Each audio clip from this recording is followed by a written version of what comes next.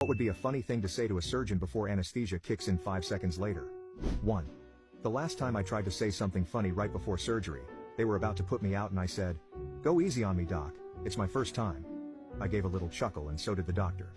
He then picked up a scalpel and said, "Don't worry, it's my first time too." And then I promptly blacked out. 2. Right before I went under to have surgery on my septum, I was about to start counting backwards before they put the mask on. Does anyone need anything while I'm out? The last thing I remember was an OR room full of people hysterically laughing. 3. I was being wheeled into emergency abdominal surgery once and my girlfriend was with me.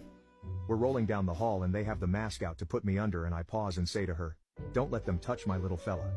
The nurse smirked a little and they put the mask on me. In somewhat of a panicked fashion I pulled the mask off, stared up at my girlfriend, and with full weight and seriousness told her, "They can look at it, but no touching." I heard the doctor laughing as the gas kicked in. 4. My twin owes me big time for this one. 5. As they were pushing the drugs they asked me to count backwards from 10. All I could say was no. The room erupted in laughter and I was out. 6. If I don't make it through this, tell my wife I want her to be buried alive with me. 7. I once had to have my right hand operated on for a serious injury. "Doctor, will I be able to play guitar after this?" "Oh sure you will." Funny, I never could before. The operating room fell silent. 8. As the anesthesiologist was putting me under he just said I'd start to feel sleepy soon. I asked him, "Aren't I supposed to be counting back from 100 or something?"